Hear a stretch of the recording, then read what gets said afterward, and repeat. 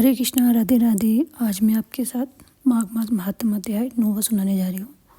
तो माघ महीना अपने चरम पे बस निकलता जा रहा है, तो कोशिश करें जो लोग पूरे महीने नहीं नहा पाए, स्नान नहीं कर पाए, तो लास्ट के 5 दिन या 3 दिन तो एटलीस्ट स्नान कर ही लें, क्योंकि इसमें स्नान करने की बहुत बड़ी महिमा है।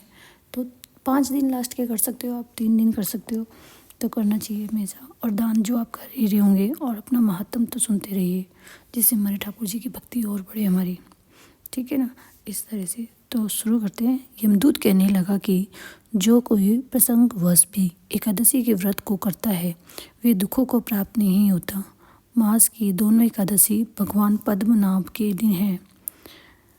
जब तक मनुष्य इन दिनों में व्रत नहीं करता, उसके शरीर में पाप बने रहते हैं। हजारों अश्वमेव सैकड़ों वाजपेयी यज्ञ एकादशी व्रत की 16वीं कला के बराबर भी नहीं है। एकादशी के दिन व्रत करने से 11 इंद्रियों से किए गए सब पाप नष्ट हो जाते हैं। गंगा, गया, काशी, पुष्कर, कुरुक्षेत्र, यमुना, चंद्रभागा कोई भी एकादशी की तुल्य नहीं है। इस दिन व्रत करके मनुष्य अनायास ही वैकुंठ लोक को प्राप्त करता है। एकादशी को व्रत और रात्रि जागरण करने से माता पिता और स्त्री के कुल की 10 पीढ़ियाँ उद्धार पाती हैं, और वह पितामहधारी होकर भगवान के निकट रहते हैं। बाल, युवा और वृद्ध सब तथा पापी भी व्रत करने से नरक नहीं जाते हैं। यमदूत कहता है कि वैसे मैं सूक्ष्म में तुमसे नरक से बचने का धर्म कहता हूँ। मन, कर्म और वचन से प्राणी मात्र का द्रोह ना करना, इंद्रियों को वश में रखना, दान देना, भगवान की सेवा करना, नियम पूर्वक वर्णाश्रम धर्म का पालन करना, इन कर्मों से करने से मनुष्य नरक से बचा रहता है। स्वर्ग प्राप्त करने की इच्छा से मनुष्य गरीब भी हो तो भी जूता, छतरी, अन्न, धन, जल और कुछ न कुछ दान देता रहे। दान देने वाला मनुष्य कभी यम की यातना को नहीं भोगता तथा दीर्घायु और धनी होता है। बहुत कहने से ही क्या, अधर्म से ही मनुष्य बुरी गति को प्राप्त होता है। मनुष्य सदैव धर्म के कार्यों से ही स्वर्ग प्राप्त कर सकता है, इसलिए बाल्यावस्था से ही धर्म के कार्यों का अभ्यास करना चाहिए। अब देखो, आपने इस महात्म में भी अब यही बताया जा रहा है ना कि हमें भक्ति में आगे बढ़ना चाहिए। धर्म कार्य से हम जुड़ते हैं तो हमारा मन शुद्ध होता है, और फिर हमारा मन करता है कि और अच्छा काम करें, और अच्छा काम करें। इस तरह से तो हमें भी करना चाहिए और बच्चों को भी बताना चाहिए। विकुंडल कहने लगा कि तुम्हारे वचनों से मेरा चित्त अति प्रसन्न हुआ है, क्योंकि सज्जनों के वचन सदैव गंगाजल के सदृश पापों को नाश करने वाले होते हैं। उपकार करना तथा मीठा बोलना सज्जनों का ही स्वभाव होता है। जैसे अमृत मंडल चंद्रमा को भी ठंडा कर देता है। अब कृपा करके यह भी बतलाइए कि किस प्रकार मेरे भाई का नरक से उद्धार हो सकता है।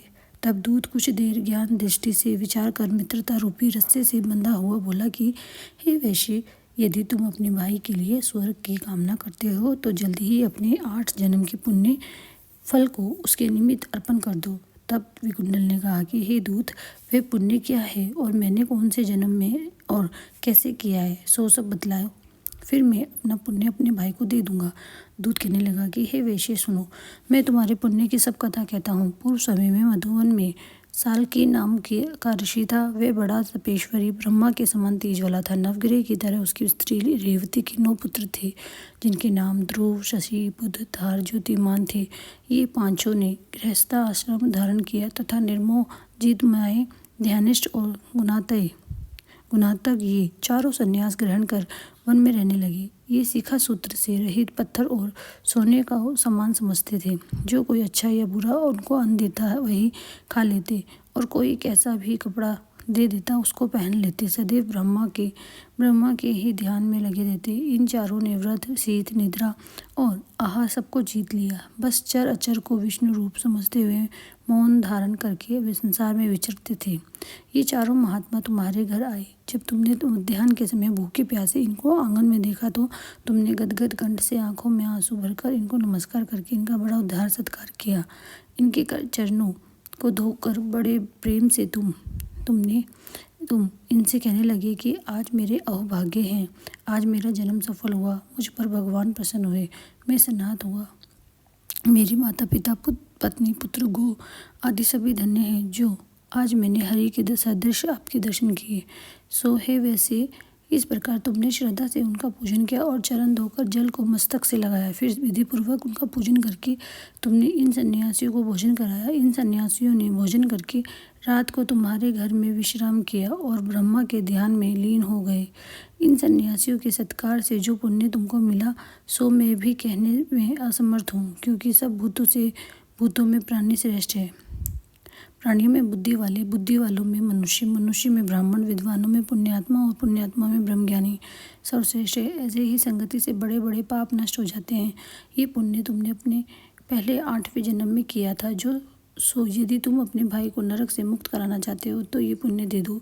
सो दूत के ऐसे वाक्य सुनकर उसने प्रसन्नचित्त से अपना पुण्य अपने भाई कुंडल को दे दिया और वह नरक से मुक्त हो गया और दोनों भाई देवताओं से पूजित हुए किए गए। तब दूत अपने स्थान को चला गया। इस प्रकार वैश्य के पुत्र विकुंडल ने अपना पुण्य देकर अपने भाई को नरक की यातना से छुड़वाया। सो हे राजन, जो कोई इस इतिहास को पढ़ता या सुनता है वह 1000 गोदान का फल प्राप्त करता है। अब आपने देखा इसमें भी हमें कितनी सारी नॉलेज मिलती है। जब हमें इनके बारे में पढ़ते हैं वेदों को, जब भी तो पता चलता है हमें इनके बारे में क्या ऐसा लोगों ने भी कि ऐसे अगर पूजा की, भक्ति भाव किया तो उन्हें क्या फल मिला, तो हमारा भी भक्ति करने का और भी मन बढ़ता है, मोटिवेट होते हम। तो इसीलिए हमें पढ़ना चाहिए, जितना भी हो सकता है कथा का श्रवण करते रहना चाहिए। उससे हमारे ज्ञान में वृद्धि होती है। इसी तरह हरे कृष्णा, राधे राधे।